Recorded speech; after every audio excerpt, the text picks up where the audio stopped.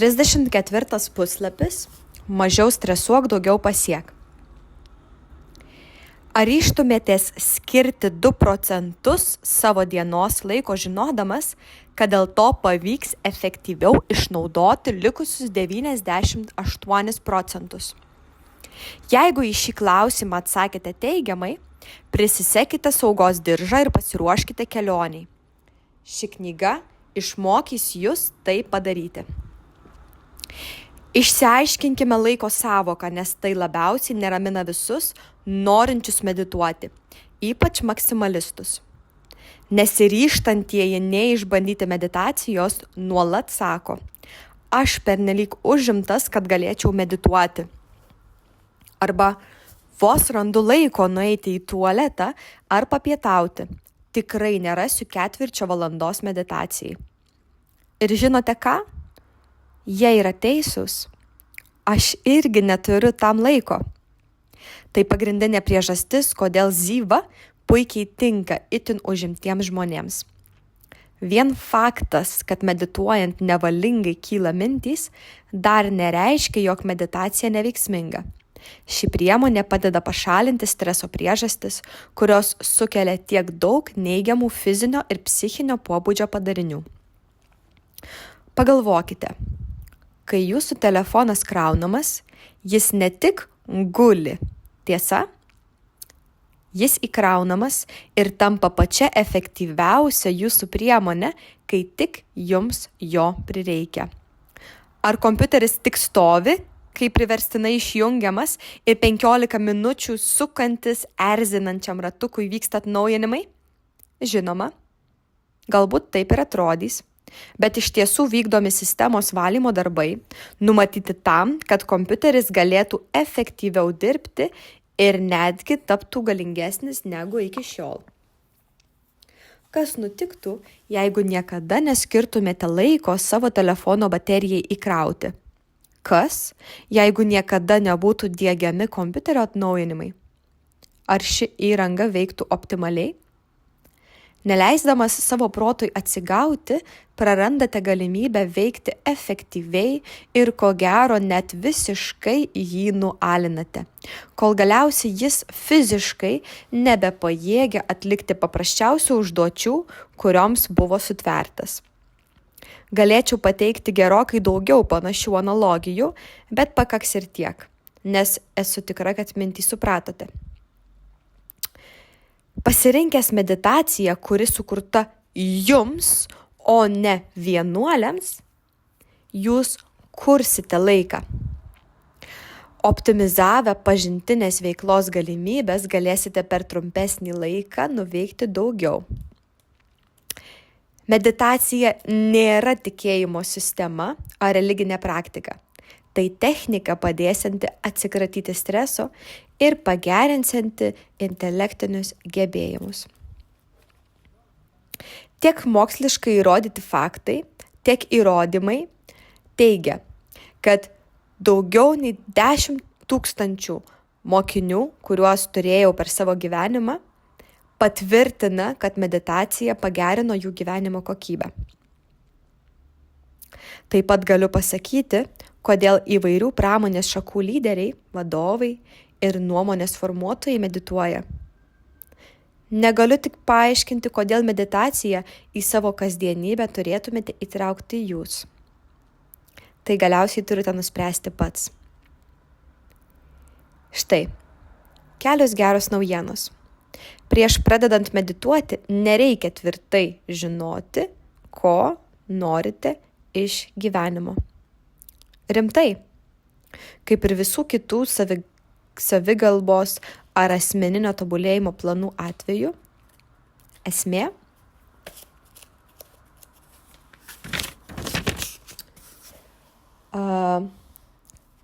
pagilinti tiesas apie save, skatinančias ir įkvepiančias veikti jėgas, išsiaiškinti dar nesulauktus teigiamus rezultatus.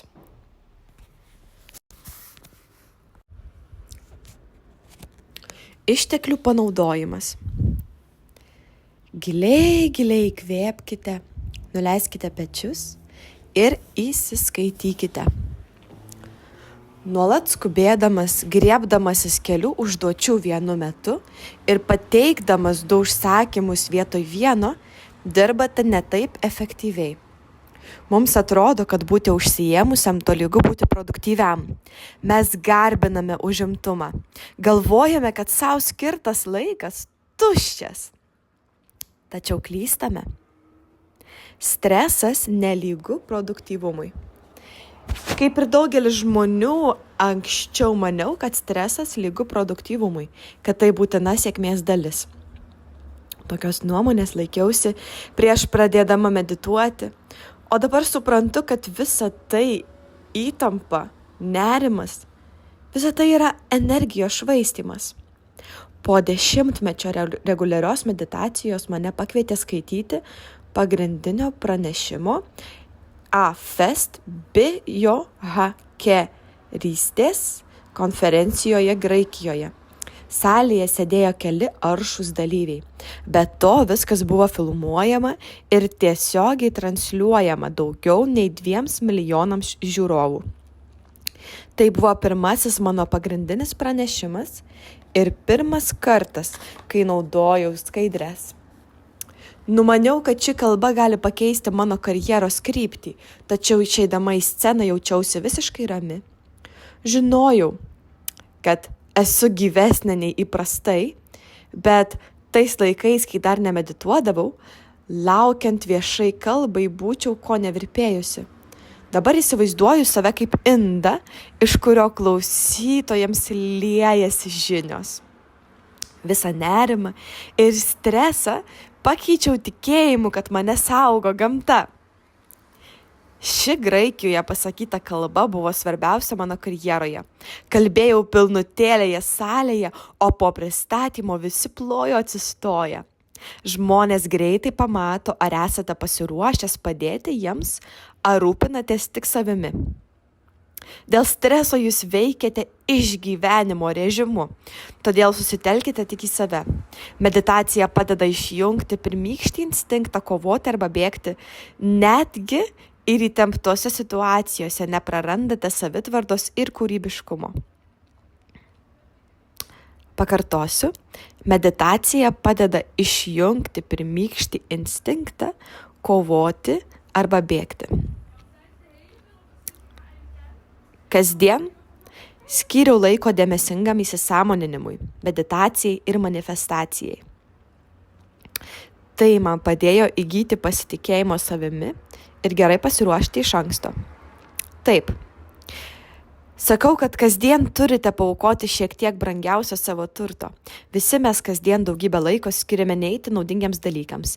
Sėdime prie televizoriaus, tikriname socialinius tinklus, žiūrime filmukus YouTube kanaluose. Tai tikrai nepadidina mūsų produktyvumo. Taigi, kodėl verčiau neskyriau kelių minučių meditacijai, kuri tikrai padės veikti efektyviau ir tapti geresniam, veiklesniam? Net labiausiai užsiėmę žmonės gali kasdien skirti laiko meditacijai ir ne dėl to, kad turi daug laisvo laiko, bet dėl to, kad ištyrinėję savo smegenis ir savo kūną žino, kokias galimybės praras nemedituodami. Per Zyvą mokymus mėgstu dirbti su maksimalistais, kurie yra pametę galvą dėl savo idėjų. Jeigu mada gali būti būdas padėti žmonėms gerai jaustis, nepriklausant nuo kūno formų, amžiaus ir nešiojamų drabužių dydžio. Atėjusi į kursus mados mokytoja Stacy nebuvo tikra, ar tai jai padės. Aš buvau viena iš tų žmonių, kurie teigia, esą neturi laiko medituoti, prisipažino ji. O kas šiais laikais turi laiko? Dabar suprantu, kad tai tebuvo pasiteisinimas. Kuo labiau esi užsiėmęs, tuo naudingesnė ši meditacijos rūšis. Dauguma tiesiog dar neįsitikino, kad mūsų protas ir kūnas jau gali įgyvendinti visus jiems keliamus reikalavimus. Stresas tampa savotiškais emociniais akidangčiais, kurie blokuoja, o galiausiai išeikvoja visas jėgas skirtas energijai ir galimybių ištekliams pasiekti. Leisdami savo smegenims pasikrauti ir atsinaujinti, geriname intelektinius gebėjimus ir padidiname kūrybiškumą. Jei savo darbą, namų tvarkymą, kitas užduotis laikote savotiškomis lenktynėmis, verta išmokti medituoti.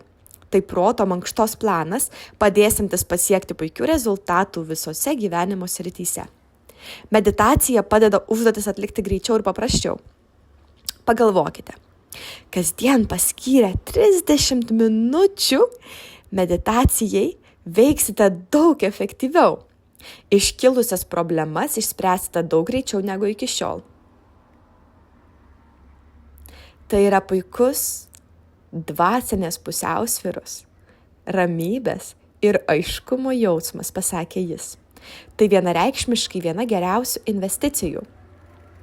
Kasdien 30 minučių savo laiko skirdamas meditacijai nuveiksite daugiau, būsite labiau atsipalaidavęs ir įgyvendinsite savo tikslus, kurie iki šiol atrodė nepasiekiami. Efektyviau spręsite problemas, tapsite atviresnis kūrybiškiems sprendimams, turėsite energijos, kai susidarys nepalanki situacija, geriau susidorosite su nesėkmėmis, o gebėjimai vykdyti užduotis išties sužavės. Meditacija suprasti teisingai. Niškam karma joga meditacija tai yra tiesiog įmantresnis, vienovės pasiekiamos neatliekant beveik jokių veiksmų apibrėžimas. Kitaip tariant, tai meditacija užimtiems žmonėms. Šios rūšies meditacija padės kūnui ir protui visiškai atsipalaiduoti. Šis poilsis bus daugiau nei 5 kartus naudingesnis už miegą. Taip atsikratysite per visą gyvenimą susikaupusios įtampos. Susipažinę su kitais meditacijos stiliais, žmonės dažnai ima galvoti, kad yra gerų ar tobulų meditacijos būdų. O tai mums, paprastus mirtinguosius, dažniausiai nuvilia. Pagrindinė priežastis, kodėl sukūriau metodą ir viena iš priežasčių, kodėl Ziva meditacijos forma taip išpopuliarėjo, yra ta, kad šią meditaciją galite užsiimti bet kur ir bet kada. Pakanka kelių laisvų minučių. Jums nereikės mantijų ar smilkalų. Neprivalėsite ieškoti tylaus kampelio, laukti ramybės, giedros ar rožių. Viskas, ko jums reikia, tai mantra. Viena kita treniruotė ir vieta, kur galėsite atsisėsti. Kiek vėliau dar aptarsime šią sąvoką, todėl nurimkite. Neišgirskite reikalavimo išvalyti proto. Tai klaidingas meditacijos supratimas. Jeigu jau kada nors bandėte medituoti ir pamatėte, kad jums nepavyko, nes nesugebėjote nutildyti proto, nesijaudinkite. Ši praktika yra paprasta, bet rezultatai neįtikėtini. Taigi, vienovė pasiekiama neatliekant jokių veiksmų. Medituoti žmonės pradeda dėl pačių įvairiausių priežasčių, kartais norėdami atsikratyti nerimo, depresijos, migrenos, nemigos, kartais dėl to, kad serga nepagydoma liga. Tačiau vis dažniau į mane kreipiasi žmonės, norintys tiesiog daugiau pasiekti. Iš tiesų, man patinka Ziva laikyti meditaciją, kuri padeda žmonėms veikti efektyviau. Taigi, šioje knygoje pristatysiu šią praktiką. Per pastaruosius 40 metų neurologai patvirtino tai, ką medituojantys žmonės žinojo jau 6000 metus. Mokslininkai išsiaiškino, kad medituojant mūsų smegenyse daugėja pilkosios ir baltosios medžiagos. Tiksliau, padidėja dalis jungianti dešinįjį ir kairįjį pusrutulius, vadinamoji didžioji smegenų jungtis. Tai labai naudinga, nes kasdienėme gyvenime dažniausiai pasitelkiame tik kairįjį smegenų pusrutulį, kuris atsakingas už kritinį ir analitinį mąstymą. nuo kalbos iki apgalvotų užrašų ir įsipareigojimų. Dešinysis pusrutulis atsakingas už kūrybiškumą. Štai kur glūdi mūsų intuicija, meniniai gebėjimai ir kūrybingi sprendimai. Medituojant stiprėja jungtis tarp racionaliosios ir intuityviosios dalies, tai yra kritinio ir kūrybinio proto, o tai leidžia smegenims veikti išties harmoningai. Kai medituojate, pagerėja salos ryšys su dorsomedialine prieškaktinė žieve. Kaip pasakytų kiekvienas santykių ekspertas, psichiatras ar gero linkintysis, tačiau kiek įkyroki tėvai, svarbiausia – palaikyti ryšį. Kai leidžiate dviem skirtingoms, bet svarbioms smegenų dalims užmegzti ryšį ir dalytis informaciją, užtikrinate būtiną dviejų skirtingų proto dalių sąveiką. Ir kalbu ne apie dviprasmišką atsakymą, kurio tenka laukti 3 dienas, o apie tokį bendravimą, kuris vyksta tada, kai sėdėdamas su draugu žvelgiate vienas kitam į akis. Atveriate savo sielas ir kalbate atvirai be baimės ir apsimetinėjimo. Kalbu apie tokį atvirą pašnekesį, koks paprastai vyksta išgėrus 2 butelį vyno arba sušveitus 3 bendžerys ledų dėžutę. Ar pasimėgamus tiek vienu, tiek kitu nesmerkiu. Kai iš esmės skirtingos smegenų dalys užmezga tokį intensyvų ryšį, paprastai neuronų keliai tampa super greitkeliais, o tai dar labiau sustiprina visas jungtis. Pakartosiu, kai skirtingos smegenų dalys užmezga intensyvų ryšį, neuronų keliai tampa super greitkeliais, o tai dar labiau sustiprina jungtis.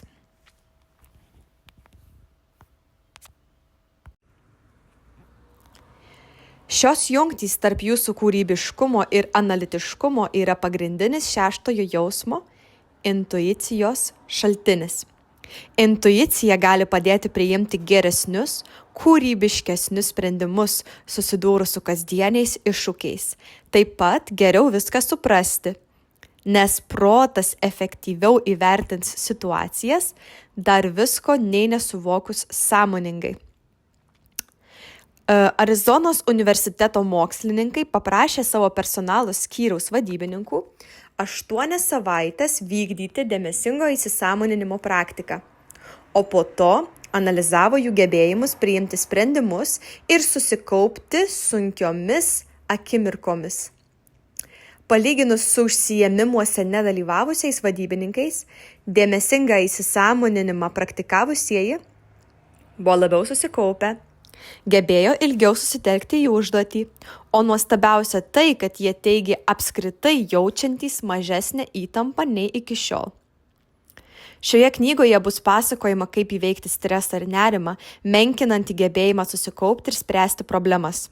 Atlikdami vieną iš tyrimų, aiškiausiai parodžiusį meditacijos poveikį mūsų protui, mokslininkai paprašė 35 bedarbių vyrų ir moterų išbandyti meditaciją arba atpalaiduojančius pratimus.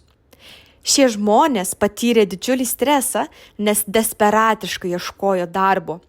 Vos po 3 dienų medituojanti grupė pasijuto daug geriau. Dar nuostabiau tai, kad smegenų skenografija parodė susiformavusius geresnius ryšius tarp smegenų sričių, kurios apdoroja stresą, ir tų, kurios susijusios su gebėjimu susikaupti ir nurimti. Kai po 4 mėnesių tyrėjai vėl patikrino dalyvius, paaiškėjo, kad meditaciją praktikuojančių kraujyje buvo daug mažiau streso hormonų. Ieškodami darbo jie buvo optimistiškiau nusiteikę ir efektyviau vykdė kasdienius darbus bei užduotis. Šiems savanoriams taip pat rečiau pasireikšdavo įvairūs uždegimai, vienas iš didžiausių šiuolaikinės mitybos ir gyvenimo būdo pavojų. Kai pasitempėte raumenį arba atsitrenkėte į durų staktą, kūnas reaguoja užgautoje vietoje, skubiai suaktyvindamas biologinius gydymo mechanizmus. Į sužeistą vietą suplūsta daugiau kraujo, kai gydydama sužalotą vietą imuninė sistema gabena baltymus ir organines medžiagas. Ši sistema veikia puikiai, jeigu nėra pernelyg apkraunama. Uždegimus sukelia skurdi mityba, stresas, toksinai ir čia tik maža dalis. Kai kuriems žmonėms tai gali sukelti ūmų uždegimą, o ilgainiui alergijas, diabetą, Krono ligą. Bet uždegimus galite nuslopinti pasitelkę meditaciją. Sumažinus dėl streso atsiradusių rūgščių perteklių ir ėmus geriau miegoti, kūnas gali efektyviau gydytis ir įveikti uždegimus. Kai žvaigždžių trenerė Lindsay Clayton pasiekė profesinės aukštumas, ėmė šlubuoti jos sveikata. Blaškiausi tarp muzikinio teatro ir sporto, kol staiga susizgribau, kad dirbu itin perspektyvų darbą, pasakojo Lindsay. Jai patiko naujosios pareigos, tarp jų ir pasirodymai vienoje Bravo televizijos laidoje, tačiau ji dirbo 80 valandų per savaitę be jokių laisvadienių. Labai greitai sulaukiau didžiulės sėkmės, bet lioviausi rūpinti savimi. Nerimas tapo stipresnis nei kada nors anksčiau. Moteris buvo pervargusi, nejautė motyvacijos. Oda išsausėjo, plaukai prarado blizgesį. Beveik metus ignoravusi vieno draugo pasiūlymą išbandyti meditaciją, galiausiai pasidavė. Vos po kelių seansų jau pastebėjo skirtumą.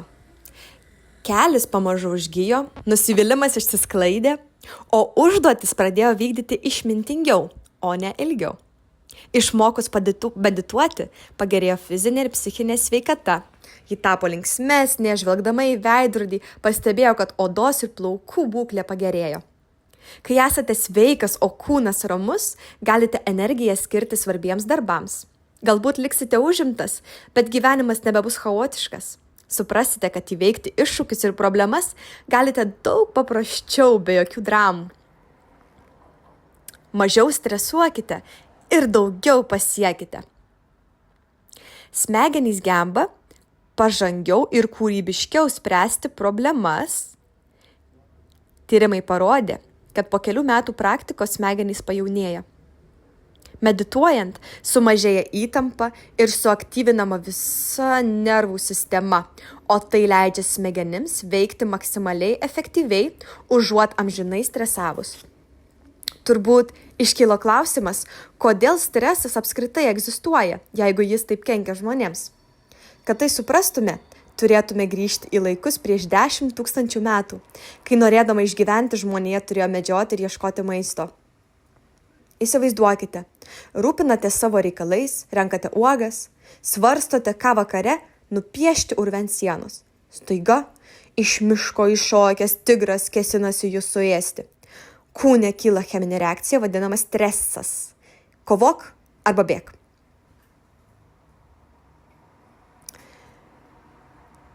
Tai širdies ritmas paspartėja, šokteli adrenalino lygis. Imuninė sistema tampa pasyvi, nes kamgi rūpi grėsmė susirgti vėžiu, jeigu tuoj sudraskys tigras. Jums reikia visų jėgų, kad kovotumėte arba pabėgtumėte nuo plėšrūno.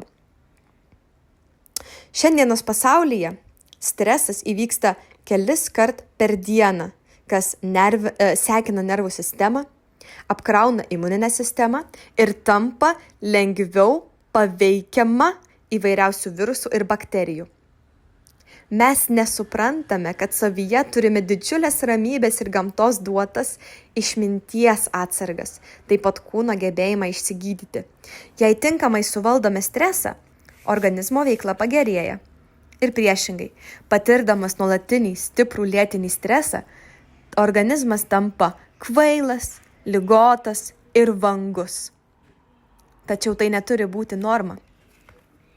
Stresinė reakcija kovok arba bėk tapo sunkiai pritaikoma. Visgi, išmokę medituoti ir kasdien tvirtai laikantis įpročio, ne tik išvengiama reakcijos kovok arba bėk, bet ir galima pasiekti didžiulius energijos ir gamtos duotos išminties klodus. Tinkamai suvaldžius stresą, Kūnas ir smegenys panaudoja visą energiją, kuri anksčiau buvo tuščiai eikvojama ginantis nuo įsivaizduojamo tigro. Meditacijos metu smegenys suvienyje dešinį ir kairį pusrutulius. Atsiveria pasaulis. Daug lengviau yra surasti kasdienių problemų sprendimus. Tai patyrė begalė žmonių. Tad gali būti paprasta. Lygiai taip pat, kaip surasti gerą vietą automobilių stovėjimo aikštelėje. Adaptacinė energija.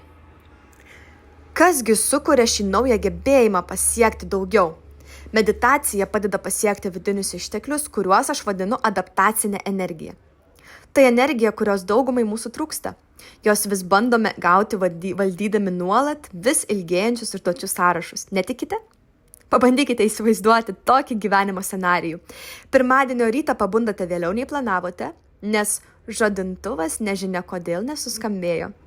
Uždelsite, bet galite į tai numoti ranką.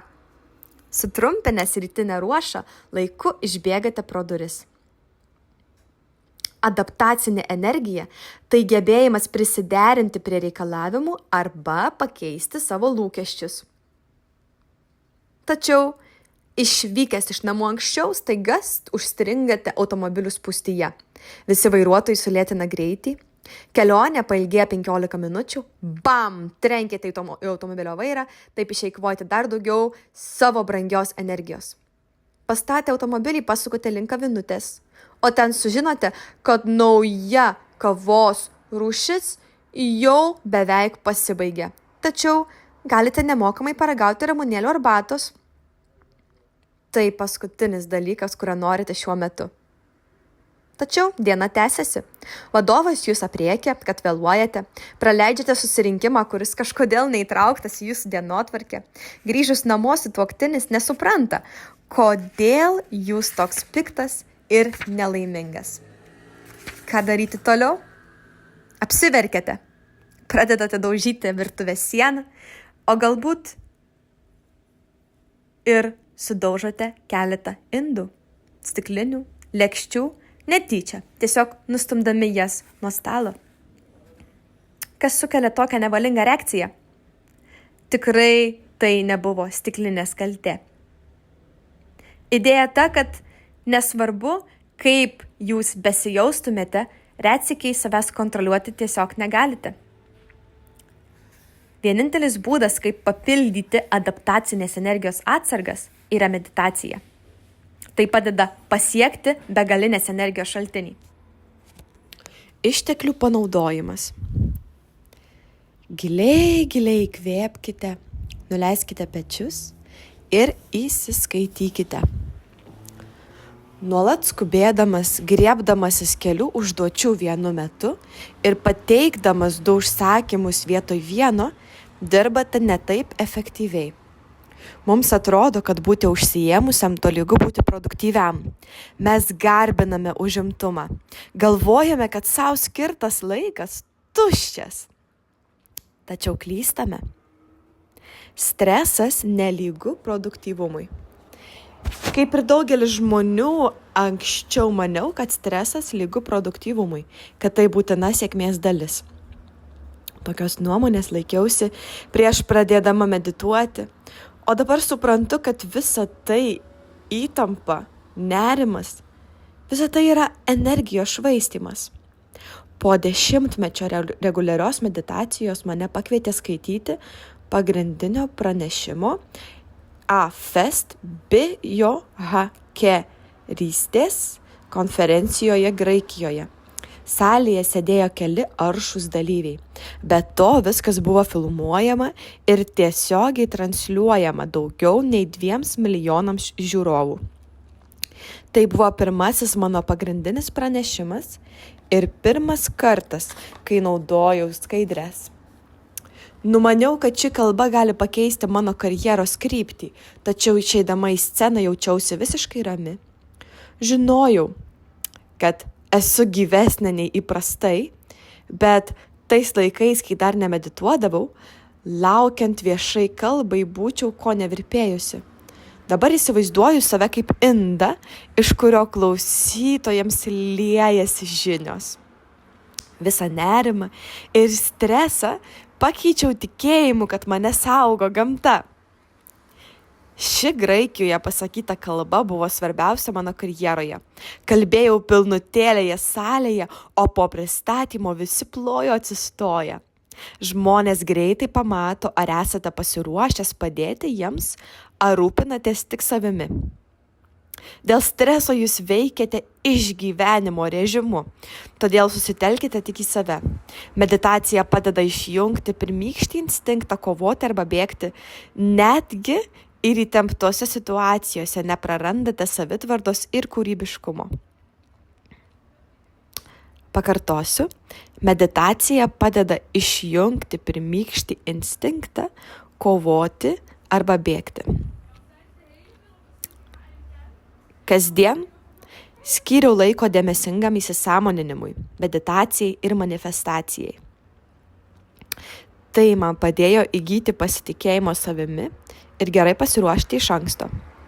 Taip, sakau, kad kasdien turite paaukoti šiek tiek brangiausio savo turto. Visi mes kasdien daugybę laiko skiriame neiti naudingiams dalykams. Sėdime prie televizoriaus, tikriname socialinius tinklus, žiūrime filmukus YouTube kanaluose. Tai tikrai nepadidina mūsų produktyvumo. Taigi, kodėl verčiau neskyriau kelių minučių meditacijai, kuri tikrai padės veikti efektyviau ir tapti geresniam, veiklesniam? Net labiausiai užsiėmę žmonės gali kasdien skirti laiko meditacijai ir ne dėl to, kad turi daug laisvo laiko, bet dėl to, kad ištyrinėję savo smegenis ir savo kūną žino, kokias galimybės praras nemedituodami. Per Zyvą mokymus mėgstu dirbti su maksimalistais, kurie yra pametę galvą dėl savo idėjų. Jeigu mada gali būti būdas padėti žmonėms gerai jaustis, nepriklausant nuo kūno formų, amžiaus ir nešiojamų drabužių dydžio, atėjusi į kursus mados mokytoja Stacy nebuvo tikra, ar tai jai padės. Aš buvau viena iš tų žmonių, kurie teigia, esą neturi laiko medituoti, prisipažino ji. O kas šiais laikais turi laiko? Dabar suprantu, kad tai tebuvo pasiteisinimas. Kuo labiau esi užsiėmęs, tuo naudingesnė ši meditacijos rūšis. Dauguma tiesiog dar neįsitikino, kad mūsų protas ir kūnas jau gali įgyvendinti visus jiems keliamus reikalavimus. Stresas tampa savotiškais emociniais akidangčiais, kurie blokuoja, o galiausiai išeikvoja visas jėgas skirtas energijai ir galimybių ištekliams pasiekti. Leisdami savo smegenims pasikrauti ir atsinaujinti, geriname intelektinius gebėjimus ir padidiname kūrybiškumą. Jei savo darbą, namų tvarkymą, kitas užduotis laikote savotiškomis lenktynėmis, verta išmokti medituoti. Tai proto mankštos planas, padėsintis pasiekti puikių rezultatų visose gyvenimo srityse. Meditacija padeda užduotis atlikti greičiau ir paprasčiau. Pagalvokite, kasdien paskyrę 30 minučių meditacijai veiksite daug efektyviau. Iškilusias problemas išspręsite daug greičiau negu iki šiol. Tai yra puikus dvasinės pusiausvyros, ramybės ir aiškumo jausmas, pasakė jis. Tai vienareikšmiškai viena geriausių investicijų. Kasdien 30 minučių savo laiko skirdamas meditacijai nuveiksite daugiau, būsite labiau atsipalaidavęs ir įgyvendinsite savo tikslus, kurie iki šiol atrodė nepasiekiami. Efektyviau spręsite problemas, tapsite atviresnis kūrybiškiems sprendimams, turėsite energijos, kai susidarys nepalanki situacija, geriau susidorosite su nesėkmėmis, o gebėjimai vykdyti užduotis išties sužavės.